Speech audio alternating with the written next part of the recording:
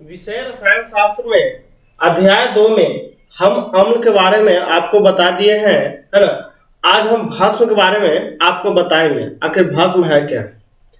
इसको परिभाषा जानते हैं कि भस्म क्या है ना। जो पदार्थ स्वाद में कड़वा या तीखा हो, जल में घुलकर हाइड्रोक्सिल आयन, है ना, प्रदान करता है। हाइड्रोक्सिल आयन OH- है ना, प्रदान करते हैं, है ना, भस्म कहलाता है ना। जैसे मैं कहता है आंवला या मिर्च कैसा लगता है, तीखा लगता है। आंवला खाइएगा तो कैसा लगेगा, कड़वा लगता है, ठीक ना। आते हैं इसको गुण के बारे में जानते हैं। तो अम्ल कहता है कि भस्म को गुण के बारे में जानेंगे तो इसको दो भागों में बांटते हैं। एक होता है भौतिक गुण, एक होता है रासायनिक गुण। तो आगे भौतिक गुण के बारे में जानेंगे, है ना, नेचर के बारे में जानेंगे इसका, है ना। भस्म के भौतिक गुण के बारे में जानेंगे। तो भस्म के भौतिक गुण में जानेंगे कि भस्म स्वाद में क्या होता है, कड़वा या तीखा लगता है। आप खाइएगा, है ना, जैसे आंवला, तो आपको कैसा लगेगा, कड़वा लगेगा, है ना। तो भस्म के भौतिक गुण हुआ। भस्म के देखते हैं अगला दूसरा, भस्म के जलीय विलयन, है ना, को छूने में साबुन जैसा चिकना लगता है। भस्म के अगर जलीय विलयन को छुएगा तो साबुन जैसा चिकना लगता है, यह इसका भौतिक गुण है। अधिकांश भस्म रंगहीन होते हैं, माने उस भस्म में कोई रंग उपस्थित नहीं होता है, बिना रंग का। जैसे पानी में कोई रंग है नहीं है, उसी प्रकार रंगहीन होते हैं। सभी भस्म गंधहीन होते हैं। गंधहीन का मतलब उसमें कोई गंध नहीं। अमोनिया हाइड्रोक्साइड NH4OH को छोड़कर अमोनिया हाइड्रोक्साइड कहता है कि ऐसा भस्म है जिसमें क्या होता है, गंध उपस्थित होता है ना। टूथपेस्ट भास्मिक होता है। हम जो कहते हैं कि जो ब्रश करते हैं, है ना, जो पेस्ट का उपयोग करते हैं, वो पेस्ट क्या होता है, भास्मिक होते हैं, है ना, क्योंकि हमारे दांत पर क्या होते हैं, अम्लीय परत चढ़ जाता है ना, और उस भस्म से धोते हैं, है ना, तो क्या होता है, उदासीन हो जाते हैं, ठीक ना। इसको आगे बताएंगे आपको। अब भस्म के रासायनिक गुण में जानेंगे, है ना। तो भस्म के रासायनिक गुण पहले देखेंगे। भस्म लाल लिटमस पत्र को नीला कर देता है। आपको हम पीछे बताए थे अम्ल में लिटमस पत्र क्या होते हैं, उसी प्रकार कहता है कि जो भस्म होते हैं लाल लिटमस पत्र को कैसा कर देता है, नीला कलर कर देता है। जब कहते हैं कि भस्म के विलयन में लाल लिटमस पत्र को हम डालते हैं तो नीला कलर का मेरा क्या होता है, नीला कलर में रंग में परिवर्तित हो जाता है। दूसरा जानेंगे, भस्म धातुओं से अभिक्रिया कर हाइड्रोजन गैस मुक्त करता है। इसी प्रकार कहता है अम्ल भी किया था धातु के साथ अभिक्रिया, तो हाइड्रोजन गैस ही मुक्त किया था। तो भस्म भी क्या हो जाएगा, धातु से अभिक्रिया करेगा तो हाइड्रोजन गैस क्या करेगा, मुक्त करेगा। इसका एग्जाम्पल, जैसे एग्जाम्पल लेते हैं, एग्जाम्पल है जिंक है और सोडियम हाइड्रोक्साइड है। ये क्या है, जिंक, Zn होता है संकेत जिंक का, और सोडियम हाइड्रोक्साइड का सूत्र है NaOH।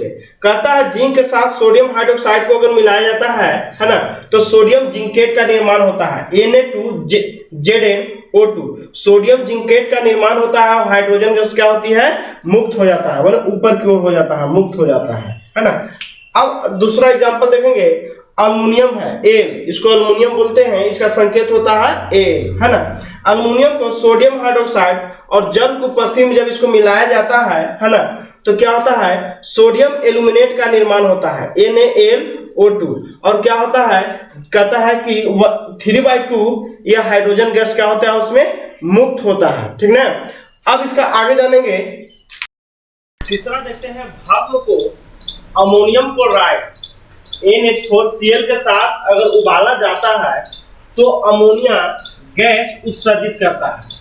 तीसरा देखिएगा, भस्म को, मतलब भस्म में कोई भी भस्म लीजिए, ये सोडियम हाइड्रोक्साइड क्या है, मेरा भस्म है, जिसको कहता है ना, अमोनियम क्लोराइड के साथ इसको अगर उबालते हैं, भस्म को अमोनियम क्लोराइड के अनुसार उबालते हैं, है ना, तो क्या होता है, अमोनिया गैस उत्पन्न करता है। देखिए अमोनिया NH3 क्या होता है, गैस उत्सर्जित करता है, मतलब ऊपर गैस, ऊपर चिन्ह है, ऊपर गैस उत्सर्जित चिन्ह है ना। जिसे सोडियम क्लोराइड भी बनाता है और जल का भी निर्माण करता है। अब इसमें नोट पॉइंट देखेंगे कि अमोनियम को कहता है कि हम, है ना, हम अमोनिया गैस की पहचान कैसे करेंगे। कहता है अमोनिया गैस की पहचान, है ना, पजेंटन गंध से की जाती है। एक स्मेल होता है, उसके सहारे की जाता है ना। फोर्थ देखेंगे, चौथा, भस्म, है ना, फेरिक क्लोराइड से अभिक्रिया कर फेरिक हाइड्रोक्साइड प्रदान करता है। आप देखिएगा सोडियम हाइड्रोक्साइड के साथ यदि फेरिक क्लोराइड को, है ना, अभिक्रिया कराया जाता है तो फेरिक हाइड्रोक्साइड का निर्माण करता है और सोडियम क्लोराइड का भी निर्माण करता है। ये तीन लिखे हैं, संतुलित किए हैं, है ना। आप देखिएगा, संतुलन पढ़िएगा पहला चैप्टर में तो आपको पता चलेगा, है ना। आप पांचवा देखते हैं, भस्म, अधात्विक ऑक्साइड। अधात्विक ऑक्साइड का मतलब होता है अधातु। अधातु जो होती है उसका ऑक्साइड, माने अधातु में ऑक्सीजन मिल जाने से ऑक्साइड में परिवर्तित हो जाता है, ठीक ना। तो भस्म अधात्विक ऑक्साइड के साथ अभिक्रिया कर लवण और जल देता है ना। तो लवण और जल देता है, देखिएगा कैसे लवण और जल देता है। एग्जांपल देखेंगे, सोडियम हाइड्रोक्साइड, एग्जांपल देखेंगे सोडियम हाइड्रोक्साइड, है ना, NaOH। सोडियम हाइड्रोक्साइड के साथ यदि कार्बन डाइऑक्साइड क्रिया करता है ना, तो सोडियम कार्बोनेट का निर्माण करता है। जो सोडियम कार्बोनेट क्या है मेरा, ये लवण है। सोडियम कार्बोनेट मेरा क्या है, ये लवण है ना। और जल का भी निर्माण करता है, देखिए जल दिए हैं और जल, ये मेरा H2O क्या है, मेरा जल है। क्या है, मेरा जल है। अब दूसरा एग्जांपल देखेंगे, सोडियम हाइड्रोक्साइड से अगर कहता है सल्फर डाइऑक्साइड के साथ क्रिया करता है, SO2। Sodium hydroxide sulphur dioxide के साथ क्रिया करता है ना, तो सोडियम सल्फाइड का निर्माण करता है, Na2SO3, और क्या होता है, जल का भी निर्माण करता है।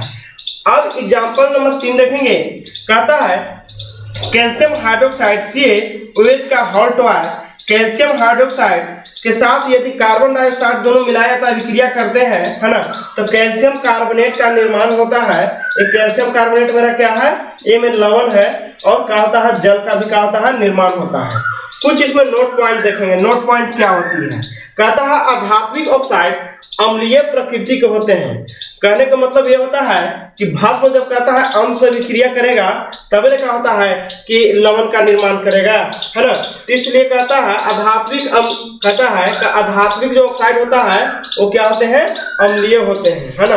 भस्म फिनोल्फथेलीन को गुलाबी रंग में परिवर्तित कर देता है। अगर भस्म कहता है विलयन में अगर फिनोल्फथेलीन को अगर डालते हैं तो उसका रंग किस कलर हो जाता है, गुलाबी रंग का हो जाता है ना।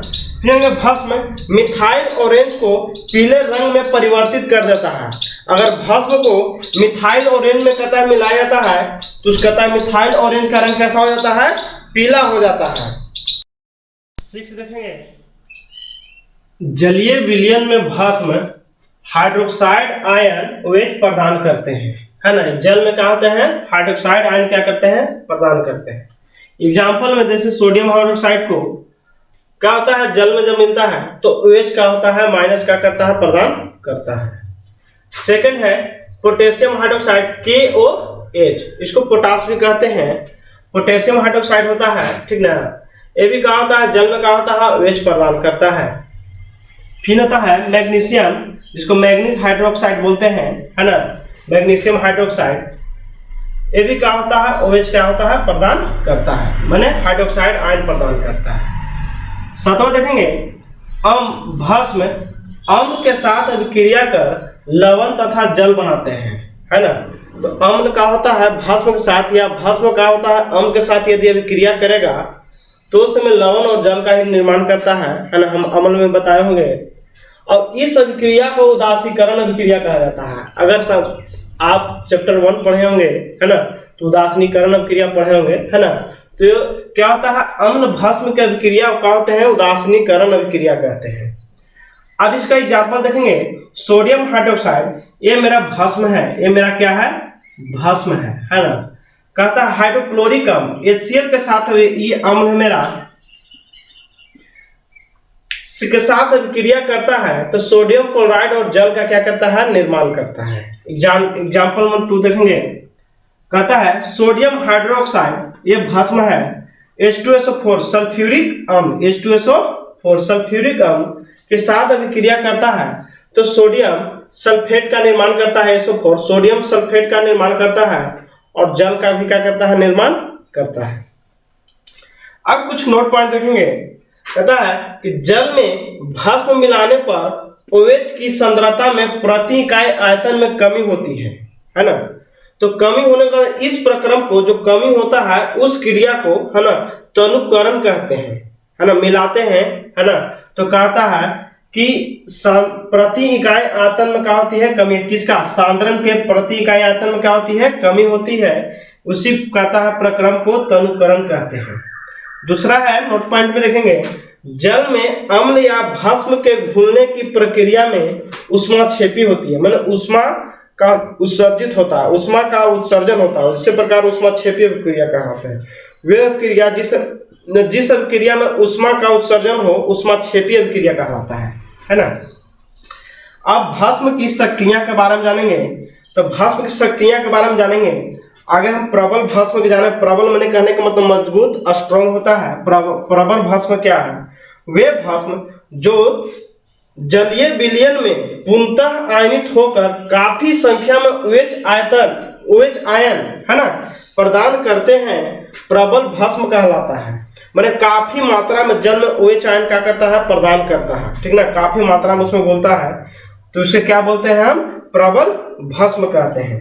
एग्जाम्पल में लेते हैं सोडियम हाइड्रोक्साइड NaOH है ना, फिर क्या होता है पोटेशियम हाइड्रोक्साइड KOH है ना, फिर होता है कैल्शियम हाइड्रोक्साइड CaOH का होल ट्वाइस, और चौथा है मैग्नीशियम हाइड्रोक्साइड MgOH का क्या है, होल ट्वाइस है ना।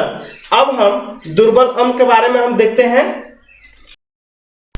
दुर्बल भस्म क्या है, वे भस्म जो जलीय विलयन में आंशिक रूप से आयनित होकर कम संख्या में OH माने हाइड्रोक्साइड आयन प्रदान करते हैं, है ना, दुर्बल या निर्बल भस्म या क्षार कहते हैं। बहुत कम संख्या में OH क्या करता है, प्रदान करता है, इसलिए उसको दुर्बल या निर्बल भस्म भी कह सकते हैं या क्षार भी कह सकते हैं, है ना। कहता है जो भस्म कहता है कि जलीय विलयन में घुल जाता है ना, उसको हम क्षार कहते हैं। तो एग्जाम्पल में देखते हैं अमोनियम हाइड्रोक्साइड है ना NH4OH है ना, बेरिलियम हाइड्रोक्साइड BeOH का whole twice, aniline C6H5NH2, urea H2N single bond CO है ना, फिर सिंगल बॉन्ड कार्बन O, फिर सिंगल बॉन्ड NH2 है ना। देखिए यूरिया कहता है प्रथम ऐसा कार्बनिक पदार्थ है जिसको हम प्रयोगशाला में तैयार किए हैं, है ना, तो कोई से ऐसा कार्बन है जो इसको प्रयोगशाला में तैयार नहीं किया गया है ना। अब देखिएगा नोट पॉइंट, हल्दी अम्लीय माध्यम में पीला किंतु क्षारीय माध्यम में लाल भूरा हो जाता है। ये हल्दी जो आप घर को उपयोग करते हैं, है ना, जल में घुलनशील भस्म को हम क्षार कहते हैं। हम बताएं कि जो जल में घुल जाता है भस्म उसी को हम क्या कहते हैं, क्षार कहते हैं, है ना, भस्म क्षारीय होता है।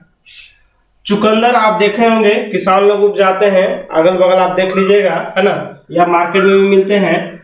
चुकंदर अम्लीय माध्यम में लाल बैंगनी, माने अम्लीय माध्यम में लाल बैंगनी रहता है और किंतु क्षारीय माध्यम में पीला हो जाता है। चुकंदर को जब हम क्षारीय माध्यम में ले जाते हैं, भस्म में ले जाते हैं, तो उसका रंग क्या होता है ना, लाल, और लाल बैंगनी से बदलकर, देखिए यहाँ लाल बैंगनी से बदलकर पीला रंग में परिवर्तित हो जाता है। अब विद्युत अपघट्ट क्या है ना, ऐसे पदार्थ जिसके जलीय विलयन से होकर, मतलब किसका जलीय विलयन ले लीजिए, अम्ल या भस्म या लवण, सभी अम्ल सभी भस्म या सभी लवण, है ना, से विद्युत धारा संचालित होती है, मतलब प्रवाहित होती है, ऐसे पदार्थों को विद्युत अपघट्ट कहते हैं। देखिएगा हाइड्रोक्लोरिक अम्ल कहता है जलीय विलयन से विद्युत धारा प्रवाहित होता है, इसलिए इसको विद्युत अपघट्ट कहेंगे। सोडियम हाइड्रोक्साइड, सोडियम क्लोराइड से क्या होता है, ये धारा प्रवाहित होते हैं, विद्युत धारा, इसलिए इसको क्या कहते हैं, विद्युत अपघट्ट कहते हैं। विद्युत अनअपघट्ट, जिससे धारा प्रवाहित नहीं होती है, ऐसे पदार्थ जिसके जलीय विलयन से होकर विद्युत धारा का संचालन नहीं होता है, ऐसे पदार्थों को विद्युत अनअपघट्ट कहते हैं। जैसे में एल्कोहल आप देखिएगा, है ना, जो कहते हैं कि शराब में जो पीने के लिए उपयोग लाता है उसी को अल्कोहल कहते हैं। एल्कोहल, इसका सूत्र होता है C2H5OH, है ना, एथेनॉल भी कह सकते हैं इसको। ग्लूकोज C6H12O6, है ना, फिर है यूरिया H2NCONH2। आप कुछ नोट पॉइंट देखेंगे सोडियम हाइड्रोक्साइड, पोटेशियम हाइड्रोक्साइड तथा कैल्शियम हाइड्रोक्साइड जल में घुलकर आयन प्रदान करते हैं, इसलिए ये विद्युत अपघट्य होता है ना। विद्युत धारा प्रवाहित इसमें पास करती है, विद्युत धारा प्रवाहित होता है। फिर देखते हैं अल्कोहल, ग्लूकोज तथा यूरिया जलीय विलयन में आयन प्रदान नहीं करते हैं, इसलिए इसको क्या कहते हैं, विद्युत अपघट्य कहते हैं। अब भस्मों के उपयोग जानेंगे। भस्मों के घरेलू उपयोग करते हैं और एक भस्म को औद्योगिक क्षेत्र में उपयोग करते हैं। तो पहले घरेलू उपयोग के बारे में जानते हैं। कहता है चूना भस्म से मकान की पुताई की जाती है। आप पहले चूने से ही क्या होता है, मकान को पुताई किए जाते थे, है ना। अभी भी किए जाते हैं, है ना, बहुत कम मात्रा में किए जाते हैं, है ना, क्योंकि वो भस्म है। जल की कठोरता को दूर करने में का उपयोग हम चूने के करते हैं। जल की कठोरता को दूर करते हैं किसके द्वारा, चूने के द्वारा। थर्ड देखेंगे, जल में उपस्थित कीटाणुओं को मारने के लिए चूने का भी क्या होते हैं, उपयोग किए जाते हैं।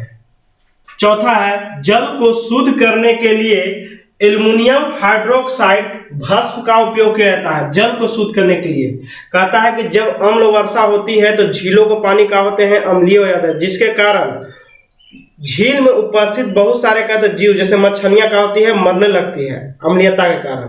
तो उसमें क्या होते हैं, भस्म के तौर पर चूना ही मिला दिया जाता है, जिसके कारण क्या होते हैं, जो पानी होता है वो क्षारीय हो जाता है या भास्मिक हो जाता है और मछली या उसमें रहने वाले जीव को जान बच जाते हैं।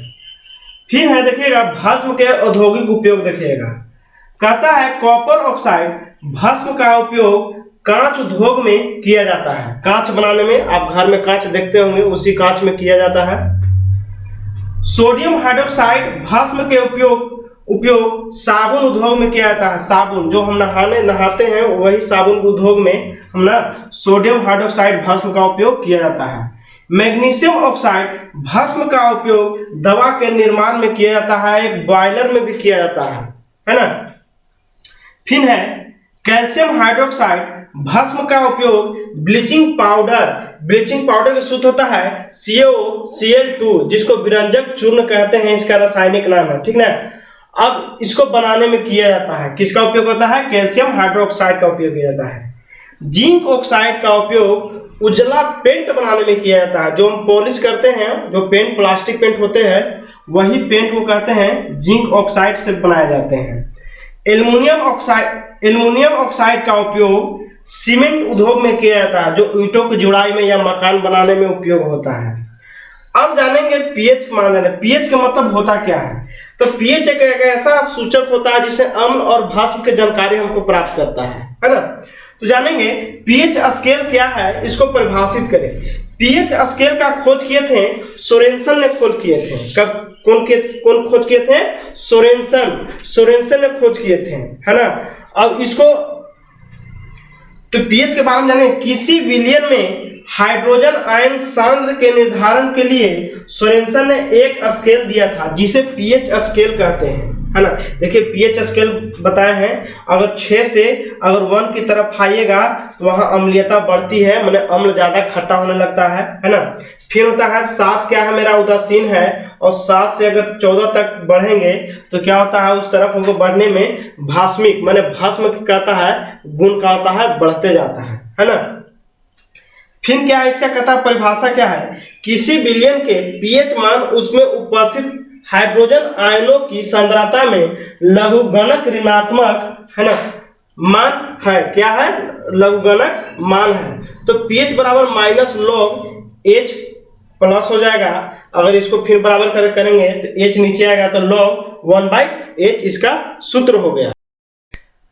पीएच का जब खोज हुआ था, ये सोरेनसन ने 1909 ईस्वी में किए थे। कब किए थे, 1909 ईस्वी में खोज किए थे। इस चैप्टर का हम 3 वीडियो जारी करेंगे, जिसमें अगला वीडियो में, है ना, इस चैप्टर हम खत्म कर देंगे। 2 वीडियो बना चुके हैं, एक पहले हम लोग बनाए थे और एक भस्म पर है, आपकी लवण पर बनाएंगे, है ना। और पूरा 3 वीडियो में एक चैप्टर पूरा खत्म हो जाएगा, है ना। इसको अच्छी तरह से आप नोट कर लीजिएगा और इसे याद कर लीजिएगा। जब तक याद नहीं कीजिएगा तब तक याद होने वाला ये चीज़ नहीं है। है ना।